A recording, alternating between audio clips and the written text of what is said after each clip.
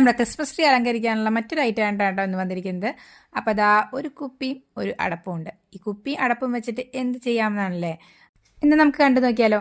ഒരു cardboard piece എടുത്തിട്ടുണ്ട് കേട്ടോ. ആ കാർഡ്ബോർഡ് പീസിനെ ഈ കുപ്പിയുടെയും അതുപോലെ തന്നെ ഈ അടപ്പ് അറേഞ്ച് ചെയ്യാൻ പറ്റുന്ന ഒരു ഷേപ്പിൽ നമ്മൾ വെച്ചിട്ട് ഒന്ന് മുറിച്ചെടുക്കുന്നുണ്ട്. അതേ ഷേപ്പിൽ ഇതാ ഇതുപോലെ ഒരു വലിയ വട്ടം ഒരു ചെറിയ വട്ടമായിട്ട് മുറിച്ചെടുത്തിട്ടുണ്ട്.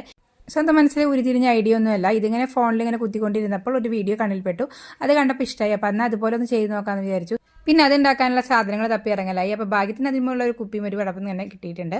ഇനി നമ്മൾ ഇതിൻ്റെ മുകളിൽ ഒരു റെഡ് കളർ തുണി വേണം. അപ്പോൾ മുകളിൽ ഒരു പഴയ ഉടുപ്പുണ്ടായിരുന്നു, കറക്റ്റ് ഫുൾ റെഡ് ആയിട്ടുള്ള ഒരു ഉടുപ്പ്. അപ്പോൾ അത് അതിൻ്റെ ഉള്ളിലത്തെ നമ്മൾ ലൈനിങ് പീസ് എടുത്തിട്ടാണ് കേട്ടോ ഇതിൻ്റെ മുകളിൽ ഒട്ടിച്ചെടുക്കാൻ പോകുന്നത്. അതൊക്കെ ഏതാണ്ട് ഒട്ടിച്ച് കഴിഞ്ഞപ്പോൾ ഞാൻ വളരെ സാറ്റിസ്ഫൈഡ് ആയി. കണ്ടപ്പോൾ വളരെ സന്തോഷം തോന്നി. ഏതാണ്ട് ഇത് അതുപോലെയൊക്കെ ആയിട്ടുണ്ട്.